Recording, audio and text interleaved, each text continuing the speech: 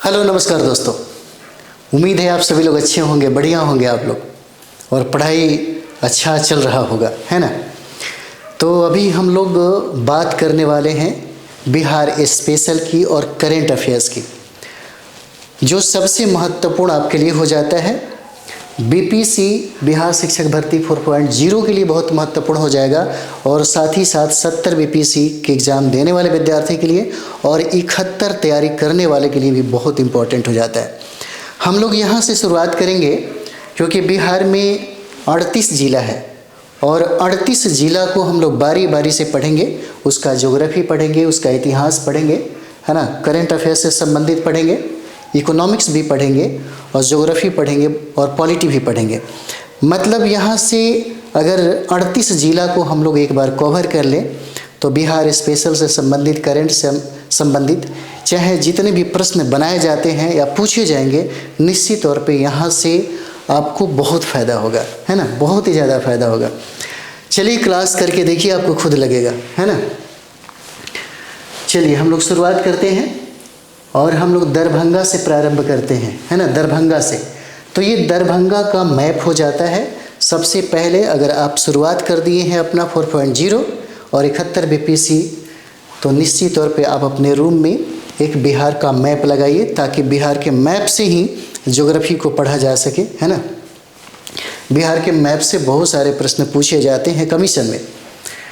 तो सबसे पहले हम लोग देखेंगे, ये हो जाता है बिहार के मैप में, ये जो डिस्ट्रिक्ट है वो हो जाएगा दरभंगा। दरभंगा डिस्ट्रिक्ट का ये मैप हो जाता है ना, दरभंगा का ये मैप हो जाता है।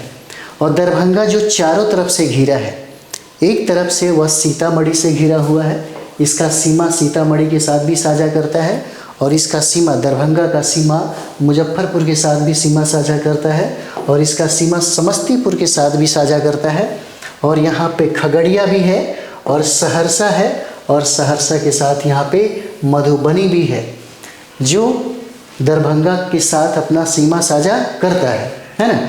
और यहाँ पर देखिए बार बार प्रश्न पूछता है कि कुशेश्वर पक्षी अभ्यारण्य कहाँ पे है।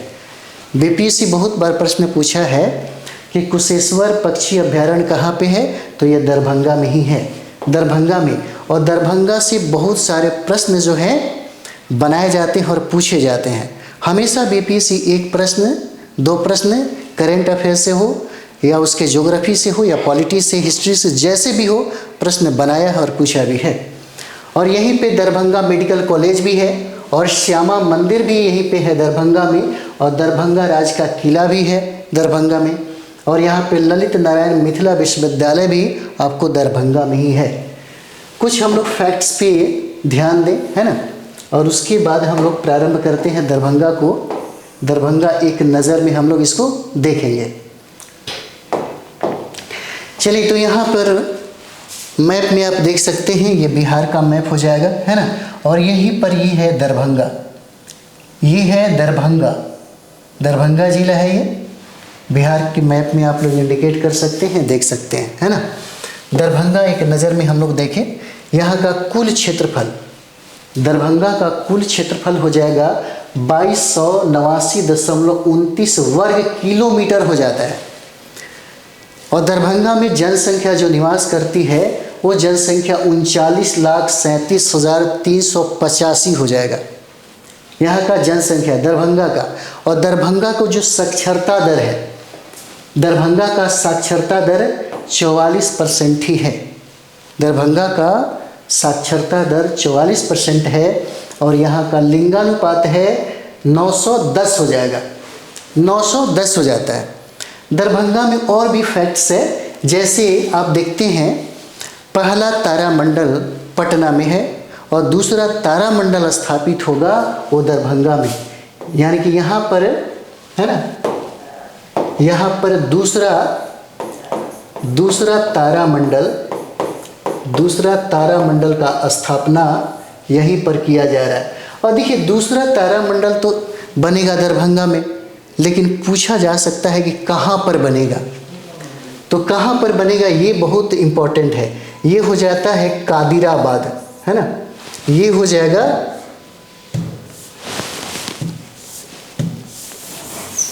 चलिए ये आपका हो जाएगा कादिराबाद है। अक्सर सवाल इस तरह से पूछा जाता है। कादिराबाद के बेला गार्डन में इसकी स्थापना किया जाएगा। कादिराबाद के बेला गार्डन में, याद रखिएगा, बेला गार्डन में दूसरा तारामंडल का स्थापना किया जाएगा। यहाँ पर दूसरा इंपॉर्टेंट है। उसके बाद और भी देख लीजिए, है ना, यहीं पर दरभंगा में ही आपको मखाना रिसर्च सेंटर है। यहीं पर मखाना रिसर्च, है ना, रिसर्च सेंटर है। क्योंकि आपको पता है कि बिहार में सबसे ज़्यादा दरभंगा में ही मखाना का उत्पादन होता है। यानी कि भारत में सबसे ज़्यादा मखाना का उत्पादन बिहार करता है और बिहार में दरभंगा में सर्वाधिक मखाना का उत्पादन होता है। तो यहीं पर मखाना रिसर्च सेंटर की स्थापना हुई, जिसको नेशनल रिसर्च सेंटर का दर्जा प्रदान हुआ। मतलब ये हुआ, इसको मिला है ना, नेशनल रिसर्च सेंटर का दर्जा, नेशनल रिसर्च सेंटर का इसको दर्जा मिला है। यानी कि मखाना रिसर्च सेंटर को अब नेशनल रिसर्च सेंटर का दर्जा मिला है। ये इम्पोर्टेंट है आपके लिए, बहुत ही इम्पोर्टेंट है। और यही दरभंगा में ही सर्वाधिक आम का उत्पादन होता है। दरभंगा में ही सर्वाधिक आम का उत्पादन होता है यहाँ पर। और आपको पता है बिहार जो है मछली के उत्पादन में आत्मनिर्भर हो गया और मछली के उत्पादन में नंबर 1 स्थान मधुबनी जिला का है और दूसरा स्थान जो है इसी दरभंगा का है। मछली के उत्पादन में दूसरा स्थान दरभंगा का हो जाता है, दूसरा स्थान दरभंगा का हो जाता है यहीं पर। सबसे इम्पोर्टेंट एक फैक्ट और भी है, दरभंगा में ही पहला तैरता हुआ सोलर बिजली प्लांट का स्थापना किया गया। तैरता हुआ यानी कि पहला तैरता हुआ, है ना, पहला तैरता हुआ सोलर बिजली प्लांट, सोलर बिजली प्लांट की स्थापना किया गया। और यह पहला जो है तैरता हुआ सोलर बिजली प्लांट है, यह स्थापित हुआ है कादिराबाद में। यह स्थापित हुआ है कादिराबाद में स्थापित हुआ है और यही कादिराबाद में ही बिहार का दूसरा तारामंडल भी स्थापित हुआ। नेक्स्ट और भी देख लेते हैं हम लोग। यहाँ पर देश का पहला, बहुत इम्पोर्टेंट है, यहाँ पर दरभंगा में ही देश का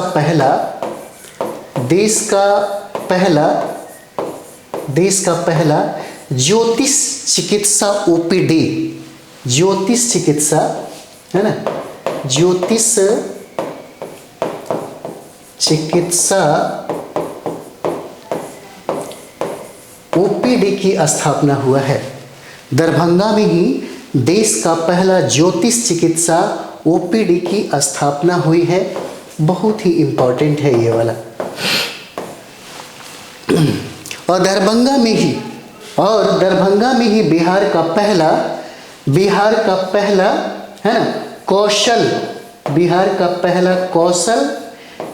विश्वविद्यालय की स्थापना, पहला कौशल विश्वविद्यालय की स्थापना हुआ है। यहीं पर दरभंगा में ही हुआ है। यह दरभंगा में हुआ है बिहार का पहला कौशल विश्वविद्यालय की स्थापना यही दरभंगा में ही हुआ है। और भी कुछ फैक्ट्स देख लेते हैं हम लोग।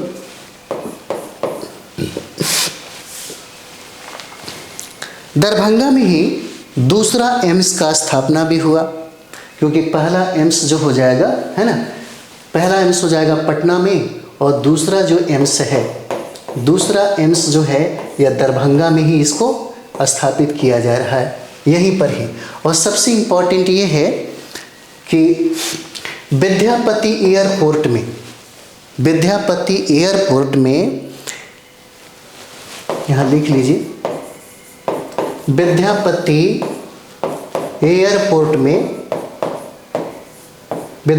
एयरपोर्ट में मैथिली भाषा में, मैथिली में उद्घोषक करने वाला यह भारत का पहला एयरपोर्ट हुआ है। यानी कि विद्यापति एयरपोर्ट में मैथिली भाषा में, है ना, मैथिली भाषा में उद्घोषक करने वाला यह पहला एयरपोर्ट हो गया है।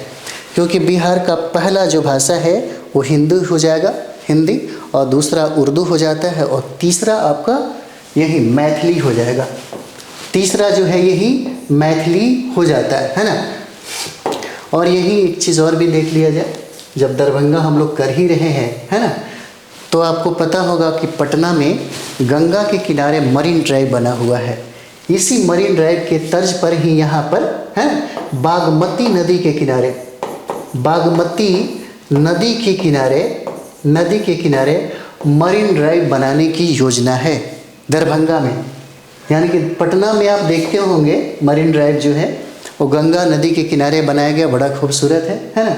उसी के तर्ज पर, यानी कि पटना के मरीन ड्राइव के तर्ज पर ही दरभंगा में बागमती नदी के किनारे इसको डेवलप किया जा रहा है। बागमती नदी के किनारे इसको डेवलप किया जा रहा है ना। चलिए आगे हम लोग देख लेते हैं थोड़ा। अब उसके बाद यहाँ पर देखते हैं स्थापना और प्रशासनिक विभाजन हो जाएगा, है ना, यहाँ पर। तो देखिए इसका स्थापना हुआ था 1 जनवरी 1875 को। दरभंगा जिला का जो गठन हुआ 1 जनवरी 1875 को हुआ है दरभंगा जिला का। और यहाँ पर इसके अनुमंडल की संख्या 3 है, और यहाँ पे प्रखंड अंचल है उसका संख्या 18 हो जाएगा। प्रमंडल देखेंगे यहाँ पे तो 1972 में दरभंगा को प्रमंडल का दर्जा मिला। कब? 1972 में। और इसके अंतर्गत मधुबनी और समस्तीपुर को रखा गया है। इसके अंतर्गत मधुबनी और समस्तीपुर को रखा गया है। चलिए नेक्स्ट हम लोग देखेंगे यहाँ पे इतिहास देखते हैं। वैदिक काल में कहा जाता है कि यह क्षेत्र जो है विदेह राज्य का हिस्सा था। दरभंगा विदेह राज्य का हिस्सा था, और राजा मिथि के नाम पर इसका नाम जो है मिथिला पड़ा है। राजा मिथि के नाम पर इसे मिथिला कहा गया है। रामायण काल में अगर देखा जाए तो रामायण काल में देखिएगा कि राजा सिरध्वज जनक का शासन था। यहाँ पर सिरध्वज जनक का शासन था, जिनकी पुत्री सीता का विवाह भगवान राम से हुआ। और यही वजह है कि आप देखिएगा सीतामढ़ी में जो लोग हैं, है ना, वहाँ पर राम को गाली देते हैं, श्री रामचंद्र को गाली देते हैं। क्योंकि अक्सर यहाँ के संस्कृतियों में है ना, यानी कि आप देखते हैं जब बारात आता है ना, तो वहाँ पे जो महिलाएं होती हैं, लड़की की तरफ से जो महिलाएं होती हैं, वह बारातियों को गाली देती है। यानी कि सरातियों के द्वारा जो बारातियों को गाली दिया जाता है, इनके रीति रिवाज भी, इनके सिस्टम में, इनके संस्कृति में ये समाहित है ना। तो मिथिला के लोग राम को बहुत गाली देते हैं। चलिए महाजनपद काल, यह क्षेत्र वैशाली गणराज्य का अंग हो जाता है।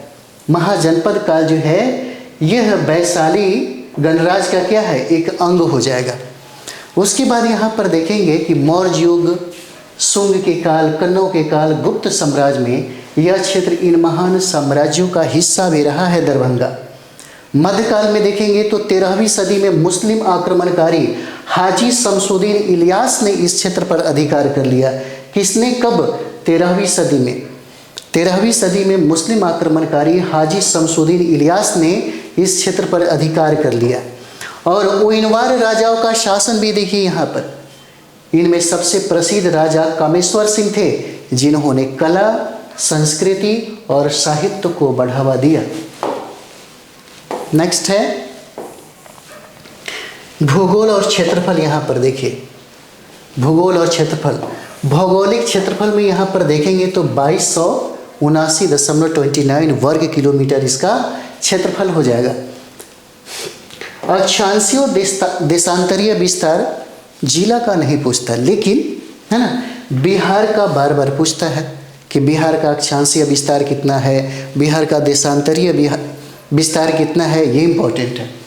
तो यहाँ पे अक्षांशीय विस्तार देख लीजिए, है ना, 25 डिग्री 63 मिनट से लेकर के 25 डिग्री 27 मिनट उत्तरी अक्षांश में इसका विस्तार है। उसी तरीके से देशांतरीय विस्तार देखेंगे तो 85 डिग्री 40 मिनट से लेकर के 46 डिग्री 86 डिग्री 25 मिनट पूर्वी देशांतर में इसका विस्तार है ना। और सीमावर्ती जिले देखिए, यानी कि दरभंगा के उत्तर में मधुबनी है। दरभंगा के उत्तर में क्या है? मधुबनी है। जैसे ये दरभंगा हो गया, तो दरभंगा आप देख रहे हैं यहाँ पर, है ना, ये दरभंगा देख रहे हैं, तो दरभंगा के उत्तर में जो है यही मधुबनी हो जाएगा, है ना। दरभंगा के उत्तर में क्या है? मधुबनी है। और इसके दक्षिण में समस्तीपुर है। इसके दक्षिण में क्या है? यहाँ पर देखेंगे तो क्या हो जाएगा? इसके दक्षिण में ये समस्तीपुर हो जाता है। कहते हैं यहाँ पर कि पूरब में इसका सहरसा है। इसके पूरब में देखिए, है ना, तो पूरब में क्या हो जाएगा? ये आपका पूरब में इसका सहरसा हो जाएगा। दरभंगा के पूरब में सहरसा है।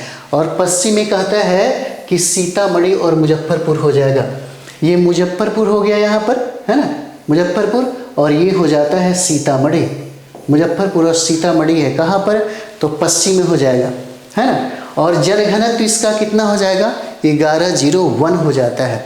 बिहार का जनसंख्या घनत्व जो है 1106 हो जाता है, यानी कि पूरे भारत में सबसे ज़्यादा जनसंख्या घनत्व बिहार का है। और बिहार में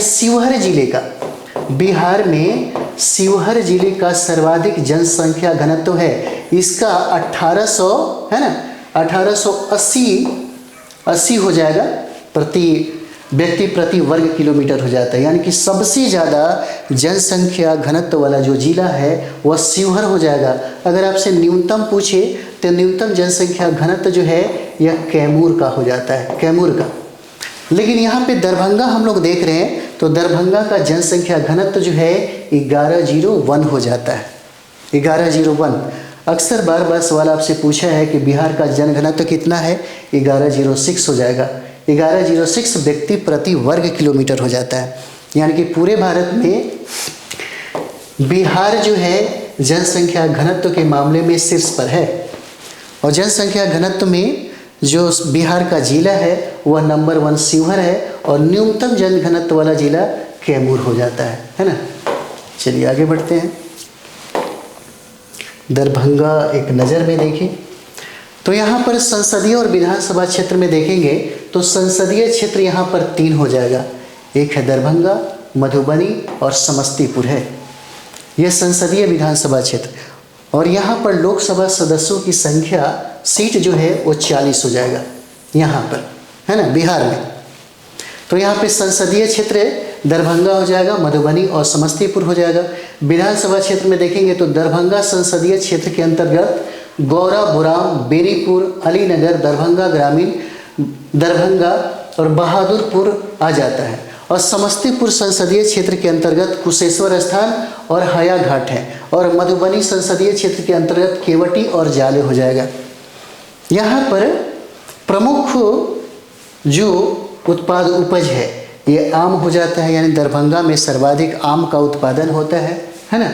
और यहाँ पे धान का भी उत्पादन होता है। मखाना के उत्पादन में दरभंगा के स्थान प्रथम हो जाता है, प्रथम स्थान हो जाएगा। और मछली के उत्पादन में इसका स्थान दूसरा हो जाता है नया आंकड़ा के अनुसार। पहले दरभंगा में ही सर्वाधिक मछली का उत्पादन हुआ करता था, इस बार से मधुबनी हो गया। स्वास्थ्य सुविधाएं, medical college, Darbhanga medical college जो है ये अस्पताल यहीं पर है ना। और स्वास्थ्य केंद्र यहाँ पर 2 है, रेफरल अस्पताल और 13 पीएचसी और 37 अतिरिक्त पीएचसी और 261 स्वास्थ्य उपकेंद्र हो जाते हैं यहीं दरभंगा में ही। चलिए आगे बढ़ते हैं हम लोग। शैक्षणिक संस्थान में, तो शैक्षणिक संस्थान में हम लोग देखेंगे ललित नारायण मिश्रा मिथिला विश्वविद्यालय भी दरभंगा में ही है। और कामेश्वर सिंह संस्कृत विश्वविद्यालय ये भी दरभंगा में है। और दरभंगा कॉलेज ऑफ इंजीनियरिंग भी दरभंगा में है। और राष्ट्रीय मखाना शोध संस्थान भी दरभंगा में है। और डाक प्रशिक्षण केंद्र भी दरभंगा में है। केंद्रीय विद्यालय भी दरभंगा में है। और जवाहर नवोदय विद्यालय भी दरभंगा ही है। बहुत इंपॉर्टेंट है ये, यहाँ से बार बार प्रश्न पूछता है। कुशेश्वर स्थान पक्षी अभ्यारण्य कहाँ पे है? दरभंगा में। बीपीएससी बहुत बार सवाल पूछा है। कुशेश्वर स्थान मंदिर कहाँ पे है? तो दरभंगा में है। अहिल्या स्थान कहाँ पे है? तो दरभंगा में है। और श्यामा मंदिर कहाँ पे है? तो ये भी दरभंगा में है। यहाँ पर ऐतिहासिक स्थल देखिए तो ये दरभंगा राज किला है यहीं पर, और शाही मस्जिद किला घाट भी दरभंगा में ही है ना। तो ये सब चीज़ें आपको दरभंगा में ही मिलेगा। चलिए आगे हम लोग नेक्स्ट डिस्ट्रिक्ट में प्रवेश करेंगे, है ना। यहाँ पर तो इस तरीके से हम लोग पूरे डिस्ट्रिक्ट को, यानी कि बिहार के जो 38 ज़िला है, 38 ज़िला को हम लोग बारी बारी से पढ़ेंगे, और उसमें हम लोग करेंट अफेयर्स भी देखेंगे, और उस ज़िला की विशेषता भी हम लोग पढ़ेंगे, वहाँ के इतिहास को पढ़ेंगे, वहाँ के ज्योग्राफी को पढ़ेंगे, वहाँ के पॉलिटी को पढ़ेंगे, वहाँ के एग्रीकल्चर उत्पाद को हम लोग पढ़ेंगे, है ना।